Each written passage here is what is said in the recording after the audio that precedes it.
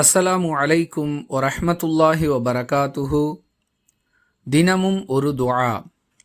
இந்த வாசகத்தை ஓதுவதால் இவ்வளவு நன்மை கிடைக்குமா என்று கேட்பவர்கள் ஆச்சரியப்படக்கூடிய அளவிற்கு அளவிலா நன்மைகளை பெற்றுத்தரக்கூடிய ஒரு வாசகத்தை ரசூலுல்லாஹி ஸல்லல்லாஹு அலைஹி வஸல்லம் அவர்கள் நமக்கு கற்றுக் கொடுக்கிறார்கள். புகாரி எனும் நூலில் இடம்பெறக்கூடிய 7563வது ஹதீஸிலிருந்து நாம் இதை அறிந்து கொள்கிறோம்.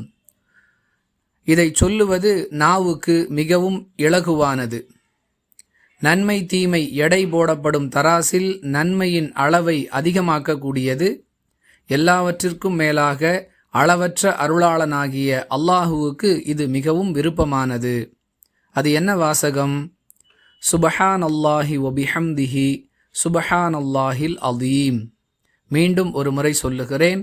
சுபஹானல்லாஹி வபிஹம்திஹி சுபஹானல்லாஹில் அதீம். இறைவன் தூய்மையானவன், அவனை போற்றி புகழுகிறேன். மகத்தான இறைவன் தூயவன்.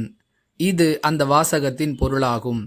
அன்பிற்குரியவர்களே, சொல்லுவதற்கு மிகச் சுலபமான இந்த வாசகத்தை, நன்மையின் எடையை அதிகமாக்கி தரக்கூடிய இந்த வாசகத்தை, அல்லாஹுவுக்கு மிகவும் விருப்பமான இந்த வாசகத்தை நம்மால் இயன்ற அளவிற்கு அதிகமாக ஓதிக்கொள்வோம். மீண்டும் ஒரு முறை சொல்லுகிறேன். சுபஹானல்லாஹி வபிஹம்திஹி சுபஹானல்லாஹில் அதீம். அதிகமாக ஓதி பயன் பெறுவோம். வாஹிரு தஅவானா அனில் ஹம்துலில்லாஹி ரப்பில் ஆலமீன். அஸ்ஸலாமு அலைக்கும் வரஹ்மத்துல்லாஹி வபரகாத்துஹு.